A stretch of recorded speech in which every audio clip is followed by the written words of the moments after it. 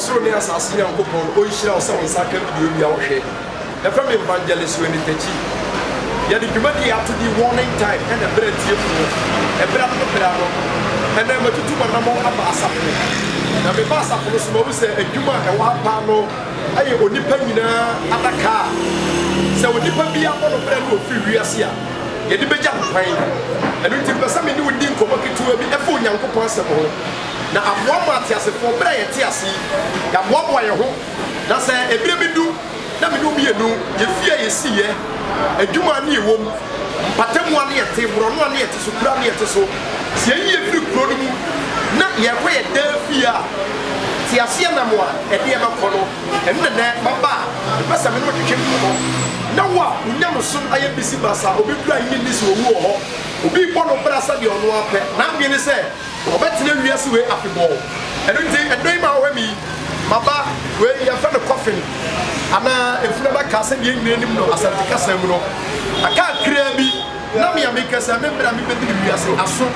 sɛ ɔka Job chapter 14 verse 1 a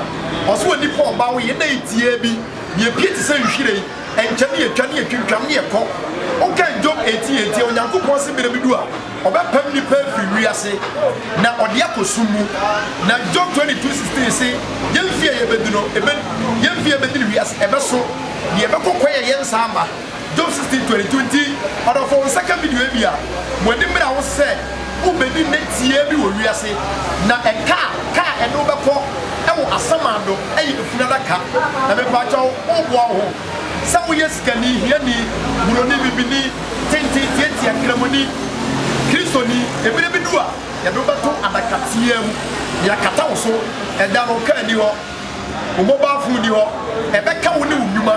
ɛno nti wo anam obi tu a wo ahoboa bi a firi saa mmere kɔ na yɛ ahoboa na onipa kaa ɛbɛkɔ akɔgya no ɛwɔ kuro a wɔnkɔ so ɛfɛ wo asieɛ no ɛyɛ funadaka wei bɛbire suro nanso woba asafo fitam woba asafo ha ɛyɛ adwuma mu die paa na mpɛ sɛ na wosua nyansa bi firi mu wo a wotie aburokyire wote Canada ɔnkɔ asɔre kae sɛ berɛ bi du a yɛde woba bɛtoa yɛde wobɛhyɛ wei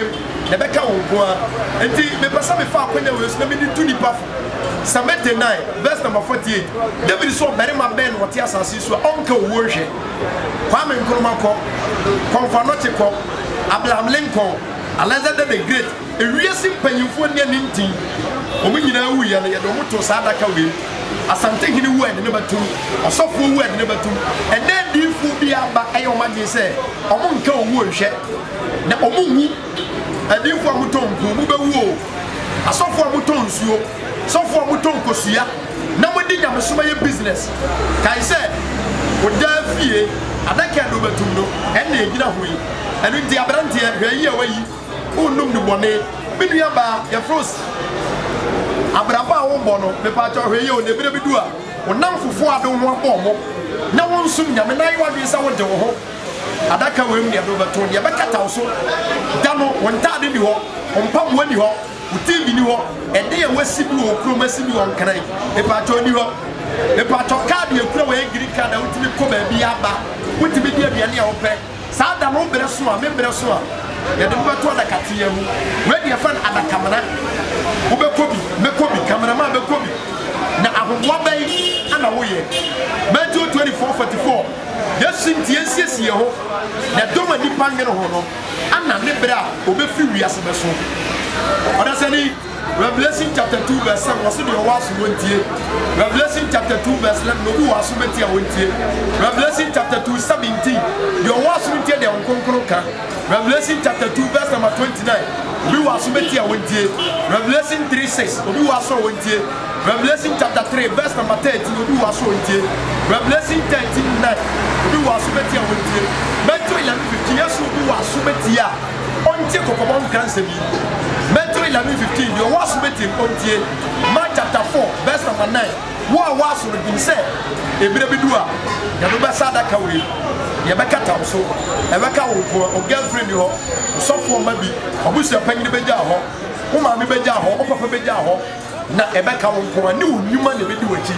awurade mfa bɔne nkyɛ na firi saa bere kɔ na me ne wo bienu nto anammɔn sɛ yɛyɛ ahɔhoɔ ne amanfrafoɔ sɛ na Psalm 119 na nti ka nneɛma yɛ ho sɛ adaka wei mebɛda mu bi wobɛda mu bi ɔmampanyini bɛda mu bi ɛno nti yɛmmoa yɛ ho ne yɛgya padeɛ no sika yɛnya no yɛmfa bi nya adɔyɛ yɛmfa bi ma bɔborɔhufoɔ na yɛnsa kyerɛ yɛ adwene na yɛnye Kristo Yesu no n'asɛmpani ne sɛ onipa nyinaa daka a ɛbɛkɔ akɔgya yɛn ɛwɔ asieɛ ɛne wei dwene na fa mu nyansa ɛnkyɛ onyame amma a ɛne mmienu yɛbɛwu deɛ wu akyi no atemmu ne da woma no Awurade nhyira wo sɛ wo nsa ka bibio no abɛhyɛ ɛwɔ Yesu Kristo amen.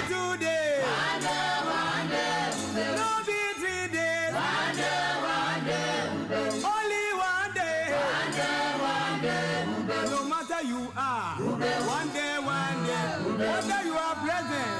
whether you are magistrate, no matter you are.